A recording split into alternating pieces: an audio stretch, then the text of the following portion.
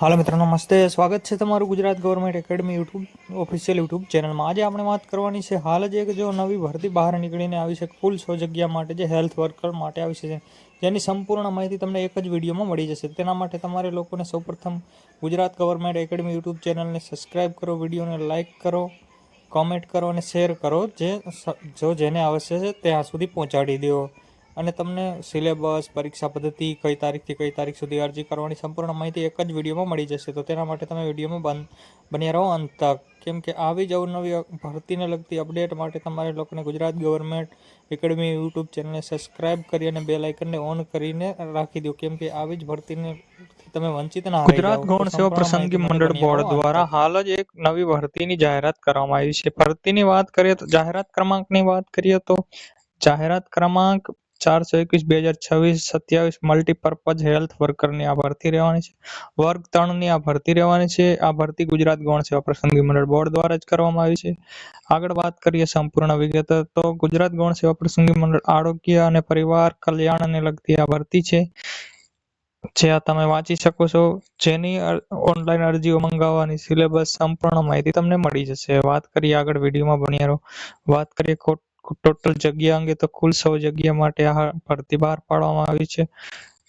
કુલ 100 જગ્યા માટે, જેમ કે હેલ્થ માટે ખૂબ જ સારી કહેવાય। વાત કરીએ આગળ અનામત એટલે કે સમગ્ર કુલ જગ્યાની સત્તાવાર વિગતે વાત કરીએ તો ટોટલ 100 જગ્યા રહેવાની છે, જેમાં બિન અનામત એટલે કે સામાન્ય લોકો એટલે કે જનરલની 58 જગ્યા રહેવાની છે। આર્થિક રીતે પછાત વર્ગના નબળા લોકો માટે 10, સામાજિક અને શૈક્ષણિક રીતે પછાત વર્ગના લોકો માટે 22 જગ્યા, ત્યારબાદ અનુસૂચિત જાતિ માટે 4 જગ્યા, અનુસૂચિત જનજાતિ માટે 6 જગ્યા અને કક્ષાવાર રીતે આમાં મહિલાઓની જગ્યા માટે એક પણ જગ્યા અલગથી ફાળવવામાં નથી આવી, તેમજ દિવ્યાંગ માટે પણ એક પણ જગ્યા ફાળવવામાં નથી આવી। હા, માજી સૈનિક એટલે કે એક્સ આર્મી મેન માટે ટોટલ 10 જગ્યા અલગથી ફાળવવામાં આવી છે।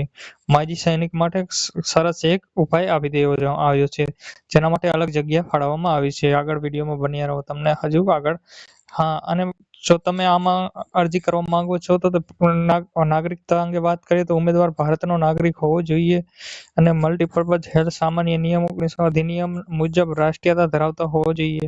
વાત કરીએ આગળ વય મર્યાદા અંગે તો બન્યા રહો। આગળ વાત કરીએ વય મર્યાદા અંગે, જો તમારે આમાં અરજી કરવી છે 31/7/2026 ના રોજથી લઈને 18 વર્ષથી ઓછીના અને 33 વર્ષથી વધુના હોવી જોઈએ। હા, આની વચ્ચે જો તમે ઉંમર ધરાવો છો અને યોગ્ય લાયકાત ધરાવો છો તો તમે અવશ્ય અરજી કરી શકશો। વાત કરીએ ઉંમરમાં છૂટછાટ મળવાપાત્ર તો અનામત કેટેગરીના પુરુષ ઉમેદવારોને 5 વર્ષની છૂટછાટ મળી શકશે। ત્યારબાદ મહત્તમ એટલે કે 38 વર્ષથી વધારે ના હોવી જોઈએ।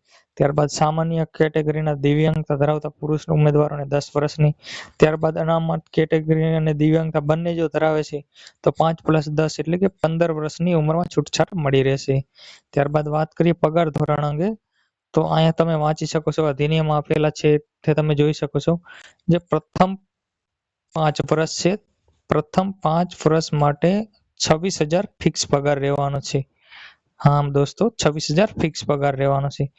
ત્યારબાદ 19,600 થી લઈને લેવલ 2 મુજબ પગાર ધોરણમાં 7મા પગાર પંચ મુજબ મળી રહેશે। ત્યારબાદ સરકારના અધિનિયમ અને સંપૂર્ણ ને અનુસૂચિને મળી જશે। ત્યારબાદ અહીં લાયકાત અંગે તો અગાઉ જ વાત કરી લીધી છે આપણે, જો જોઈએ તે પ્રમાણે આગળ બન્યા રહો તે સંપૂર્ણ આપણે જણાવી દઈશું। આ દિવ્યાંગતા માટેનું આ વાંચી શકો તમે, માજી સૈનિક માટેનો જો આ તમે ધરાવો તો વિડીયો પોઝ કરીને વાંચી શકો છો માજી સૈનિક માટે। ત્યારબાદ માન્ય રમતગમત અંગેના જો તમે અહીં જોઈ શકો છો, રમતગમત માટેનું જે આ સંપૂર્ણ પોર્ટલ જે આપેલું છે તમે વિડીયો પોઝ કરીને જોઈ શકો છો, કેમ કે સંપૂર્ણ માહિતી આપતા રહેશું તો વિડીયો ખૂબ જ લાંબો થઈ જશે અને બોરિંગ થઈ જશે।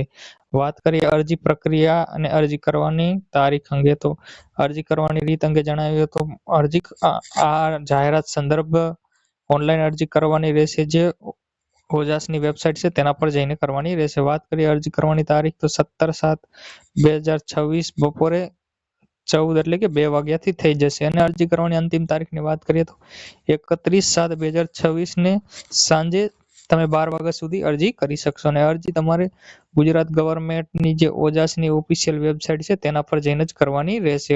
વાત કરીએ અરજી કરતી વખતે તમારે શું અરજી કરવા માટે શું સૌપ્રથમ ધ્યાન રાખવું, તો અરજી કરવા માટે સૌપ્રથમ ઓજાસ પોર્ટલ વેબસાઇટ પર જવાનું રહેશે. ત્યારબાદ વન ટાઈમ એપ્લિકેશન ક્લિક કરીને જીએસએસબી સિલેક્શન કરી લેવાનું છે. ત્યારબાદ જાહેરાત ક્રમાંક મલ્ટીપર્પઝ હેલ્થ વર્કરનું જે વર્ગ 3 આપેલું છે તેના પર ક્લિક કરવાનું રહેશે.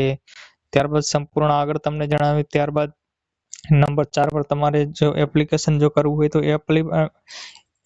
એપ્લાય નાવ પર જઈને ક્લિક કરવાનું રહેશે. ત્યારબાદ સંપૂર્ણ વિગત એક બાદ એક તમે ભરી દેવાની રહેશે અને અંતે તમારે અરજી કરી દેવાની રહેશે અને સંપૂર્ણ એક બાદ એક તમે અરજી કરી શકશો.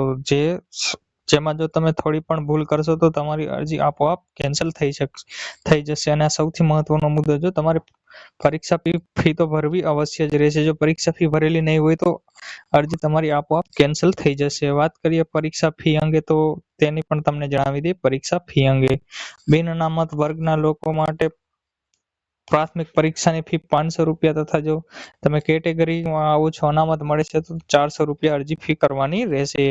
અને હા, પરીક્ષામાં ઉપસ્થિત રહેનાર ઉમેદવારોને સંપૂર્ણ અરજી ફી પરત મળી જશે. એટલે કે જો તમે પરીક્ષામાં હાજર રહેશો તો તમારી અરજી ફી રોકવામાં નહીં આવે. અરજી સંપૂર્ણ તમને અરજી ફી પરત મળી જશે.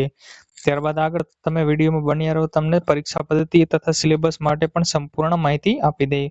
વાત કરીએ પરીક્ષા પદ્ધતિ તો સામાન્ય વહીવટ વિભાગ 8/11/2023 તથા 16/12/2025 ઠરાવ ક્રમાંક 10/20/2023 ની સીધી ભરતી જગ્યાઓ માટે કરાવેલી પરીક્ષા પદ્ધતિ અનુસાર એક તબક્કાની હેતુલક્ષી, એટલે કે તમારે આના માટે એક જ પરીક્ષા આપવાની રહેશે, જે પણ MCQ લક્ષી છે. તમે એક પરીક્ષા આપો અને જો તમારું મેરિટમાં બને તો તમારું સિલેક્શન પાક્કું છે. વાત કરીએ પરીક્ષાના સિલેબસ કઈ રીતે પૂછાઈ શકે, તો તેના માટે તમારી પરીક્ષા 2 ભાગમાં લેવામાં આવશે, પાર્ટ A અને પાર્ટ B. સંપૂર્ણ વાત કરીએ તાર્કિક પરીક્ષા તથા ડેટા ઇન્ટરેસ્ટ જે 30 ગુણનું રહેશે વિભાગ A માં. ત્યારબાદ ગાણિતિક કસોટી એટલે કે ગણિત જે 30 ગુણનું પૂછાશે. ત્યારબાદ ભારતનું બંધારણ, વર્તમાન પર્વ, ગુજરાતી અને અંગ્રેજી કોમ્યુનિકેશન જે 30 ગુણનું. આમ મળીને ટોટલ તમારે વિભાગ A છે જે 90 ગુણનો પૂછાશે. ત્યારબાદ વાત કરીએ આગળ જે 120 ગુણનું પૂછાશે પાર્ટ B તેના વિશે. પાર્ટ B તમારો 120 ગુણનો રહેશે અને જે સંબંધિત વિષય એટલે કે હેલ્થને લગતા જ તેમાં સંપૂર્ણ ડિટેલ્સ પૂછવામાં આવશે.